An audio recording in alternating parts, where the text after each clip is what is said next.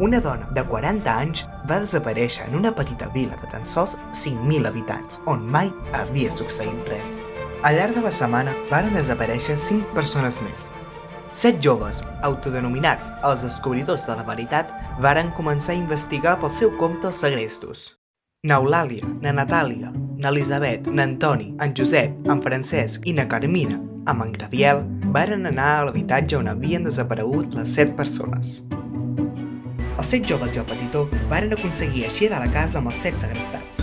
Just fer-ho hi havia molts policies, ambulàncies i molta gent, dels quals es distingien jornalistes empenyent-se per intentar gravar l'incident.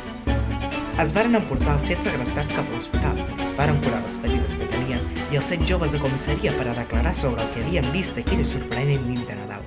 Mentrestant, a la comissaria de policies de la vila, una dona amb 2 fills, un de 5 anys i l'altre de 7, volia saber si havien trobat el seu marit desaparegut. Ja era el 8è dia que portava desaparegut i encara no se sabia res d'ell. És tradició passar les festes de Nadal amb la família. N'Eulàlia, na Natàlia i el seu cosinet de 3 anys, en Gabriel, el varen celebrar tots junts amb la família, que només veien un cop l'any. N'Elisabet, la més petita de tots, va celebrar Nadal amb sa gran família i va portar un convidat molt especial per a ella, el seu estimat xicot, n'Enric Casanova, un any més gran que ella. Com cada any, n'Antoni i en Josep varen anar a dinar amb les seves pertinents famílies al restaurant que tenien davant de casa seva. En Francesc va passar un Nadal amb el seu pare, tots dos sols, recordant la seva mare que l'any passat va morir.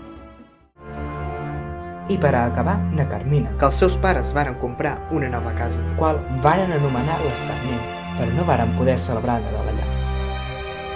Hi havia molta gent treballant a l'hospital i els 7 desapareguts encara es trobaven allà. De sobte, Nadam, un dels desapareguts, va anar-se'n de l'hospital i va caminar i ningú es va assabentar de la seva desaparició.